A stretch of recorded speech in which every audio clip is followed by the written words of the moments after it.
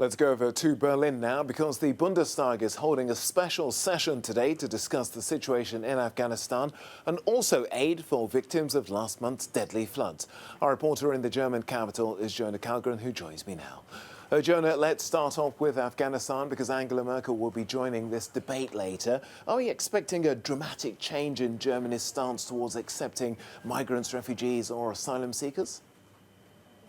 No, we're probably not going to see any dramatic changes when it comes to migrants and asylum seekers, not this close to a general election talks. It's an issue that is very political here in Germany. You obviously have the right-wing populist AfD that grew out of the 2015 refugee crisis, and they have won a lot of support for their line to really limit the number of migrants and refugees that can enter Germany. And then you have the Christian Democrats and the Social Democratic Party worrying that if you have some sort of migrant crisis or a big influx of migrants this close to the election, they're going to lose votes to the AfD. So you're not going to see much of a change, any dramatic change in regards to that. The Green Party, that are doing okay in the polls, are probably going to push for more migrants to be taken from Afghanistan and from Kabul to Germany. But the two other main parties, the parties that are in this coalition government, the Social Democrats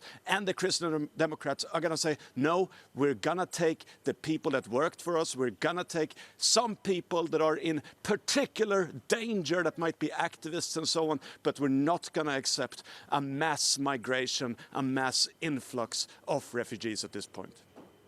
Jonah, let's move on now to talk about another key election issue. That's the fallout of last month's deadly floods.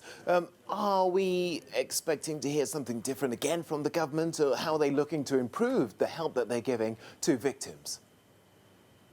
Well, you have two issues here. One is the issue of money, and the government has already said that they are going to put 30 billion euros, I almost said million, but it's billion euros, into helping these flood-struck areas. This is obviously over a longer period of time, but that's a lot of money that they're going to put into supporting these cities and the people that live there. So that's one issue. They're going to push that. They're going to talk about how they're doing their bit to help.